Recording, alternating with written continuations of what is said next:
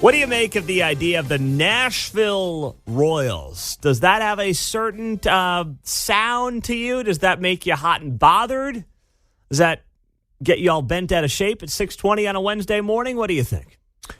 Yeah, I just see it like as a possibility, I guess, Sobering reality. Yeah.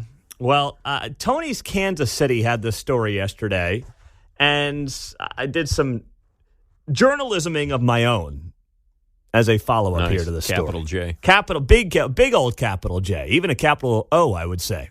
Peter J. Mundo. Yeah. That's right. Got to throw the middle initial in there. All right. So here's what Tony's Kansas City reports. He shares this article from the Nashville Post. Writing here, the Nashville Stars tap company for ballpark site selection work. Officials with the Nashville Stars, the organization looking to bring Major League Baseball to Nashville, have hired commercial real estate firm Mortensen Company to assist with ballpark site selection and market analysis. Now, Tony's Kansas City reported in his story that Nashville is now openly negotiating with the Royals and picking out stadium sites to show our, in Tony's words, Cowtown home team. So he's insinuating here that Nashville is now basically out in the open saying, hey, look at us.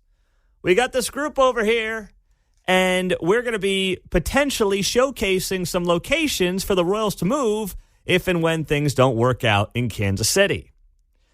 So this article in the Nashville Post was written by a guy named William Williams. Yes, that's his real name. I talked to him yesterday. I didn't ask if that was his real name, but I called him William. That's what he goes by. William Williams. He is the editor of the Nashville Post, and he wrote this story about how there's this group in Nashville that is now hired a firm that is going to help them try to find the best location in Nashville to potentially have a Major League Baseball team. And this firm that they hired, Mortensen, is based in Minneapolis, and they've worked on numerous sports complexes and entertainment districts nationwide, including locations in Nashville. They've been involved with Truist Park, which is the park in Atlanta for the Braves, Target Field, which is in Minneapolis.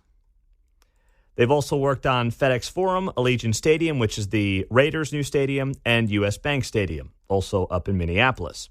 Currently, Mortensen is working with the Oakland A's franchise on its new ballpark in Vegas. So there's a lot going on with this firm, and they know how this game is played. So I reached out to this guy, William Williamson. I wanted to get him on the show today, but he couldn't do it. But here's what he said to me. I said, hey, are you hearing anything about what's going on with the Royals potentially being a target for you guys in Nashville? And here's what he said to me. He said, I would be shocked if we got the Royals, and that would be a terrible blow to Kansas City. I visited once, stayed in Westport, loved it, went to the Zoo, Art Museum, Plaza District, downtown, Negro Leagues Museum, outstanding city. And I'm like, okay, either he's greasing the skids there a little bit and screwing with me, or he's actually genuine. So I sent him a follow-up. I said, is there any movement that you can tell to get the Royals over to Nashville? He said, no media, myself included, have reported anything regarding the Royals. He said, I do feel for various reasons we'll have a shot at Major League Baseball at some point. The group that is attempting to land a team here, either an expansion franchise or a relocation, is high profile and has garnered some positive national media attention. He added, I wish KC well in keeping the Royals. They're a huge part of the city's cultural fabric. So this is from the guy who's the managing editor at the Nashville Post. And he had no reason to necessarily lie to me and say, oh, yeah, I mean, you should see what's going on behind the scenes. Royals ownership is out and about. They're, all over Music City. They're getting hammered on Broadway, having a great time. He didn't say any of that. So that leads me to believe that right now, the Royals leaving is not actually on the table. Now, could it be down the road at some point? Yes. But I've always thought that John Sherman was in part allowed to buy the Royals because he was a Kansas City guy who wanted to keep the team here. And let's not forget, while he is the majority owner, there are a lot of other people who are minority owners in the team, and most of them are right here in Kansas City. If the Royals end up leaving Kansas City, I don't believe it's going to be because John Sherman decided that he really liked Nashville or Salt Lake City. It's going to be because he was losing his shirt on this team. You, the voter, decided you didn't want to give him a downtown stadium. And then he ended up unloading the team to a group that said, we're moving the team. Like what happened to the Seattle Supersonics back in the day when, you had a bunch of oil guys from Oklahoma buy the team in Seattle and say, wink, wink, nod, nod, we're not going anywhere. Oklahoma City's looking pretty good, actually. That's a more likely scenario. But I know people want to rag on John Sherman, and I just don't see a scenario where he just decides he is going to move the team out of this town. I don't see that, John. No, I don't either at the moment. Anytime there's a question around any franchise's lease, certain cities get out their heels in strapless gown, which we did with T-Mobile Center, and the Pittsburgh Penguins are going, hey, Sailor. Yeah. And we're like, oh, hey, the Penguins could come here. That'd be great. Yes. Right? Well, it happens all the time. The Royals are not necessarily encouraging any of it, but that's what happens when the lease comes into question. Everyone's playing the game on all sides is how I would put that. And you're right.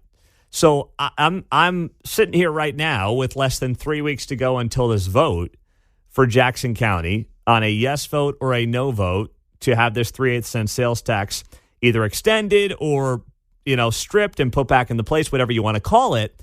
And I'm sitting here and I'm saying to myself, right now, this is all the Royals got. They are putting all their chips into the middle of the table. And you know how I know they're doing that, by the way? Because it also came out yesterday from the Kansas City Star that guess what? The teams have pumped in another $1 million onto the yes side. That's right. They started off dumping $1 million, $500,000 each into vote yes and that campaign. And they just dumped in another $1 million into vote yes. So 2 things that tells me. 1, they know they got to get this done and they got to get it done now. And number 2 is that they realize this vote is going to be a hell of a lot closer than their internal polling told them it was just a few weeks ago.